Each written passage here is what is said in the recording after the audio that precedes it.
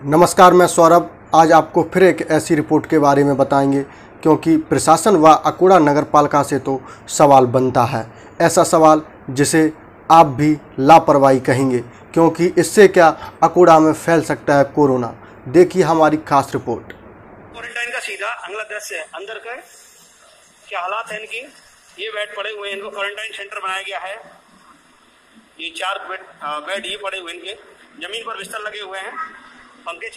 अब सवाल ये है कि ये बार बार हैंडल भी पकड़ते होंगे, गेट खोलते होंगे और एक साथ ही सभी लोग रखे जा रहे हैं, तो निश्चित ही बहुत गलत है। इनको अलग अलग करना चाहिए। कमरे और हैं, और सारे कमरे खोल देना चाहिए। ये कमरे में 2 लोग हैं। पानी की बोतल भी अपने घर से मंगा लेते होंगे, अच्छे से कर लेते होंगे। ये इकट्ठी कर ली है। पालिका से पहला सवाल, क्योंकि अकोड़ा की जनता नगर पालिका से तो सवाल पूछेगी ही, क्योंकि आप इतनी बड़ी लापरवाही करेंगे। सबसे पहला सवाल, अगर अकोड़ा नगर पालिका चाहती तो जो व्यक्ति बाहर से आए हुए हैं उनको अलग अलग कमरे में शिफ्ट कर सकती थी, लेकिन अकोड़ा नगर पालिका ने ऐसा नहीं किया। क्यों?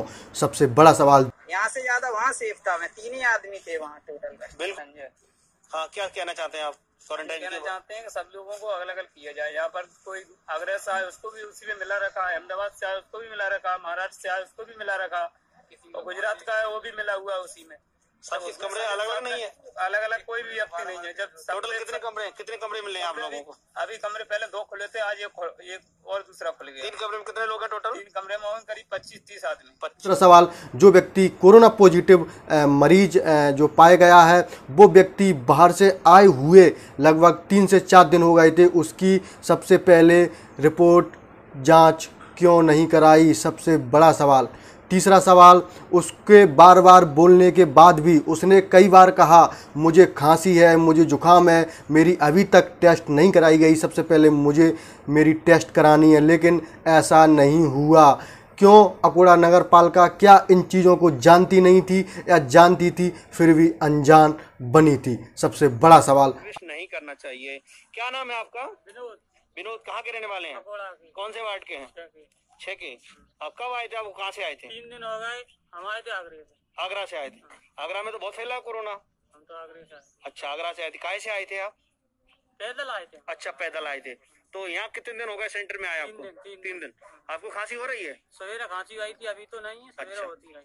अच्छा, तो आपका मेडिकल परीक्षण हो गया? नहीं हुआ। नहीं हुआ? क्यों नहीं हुआ?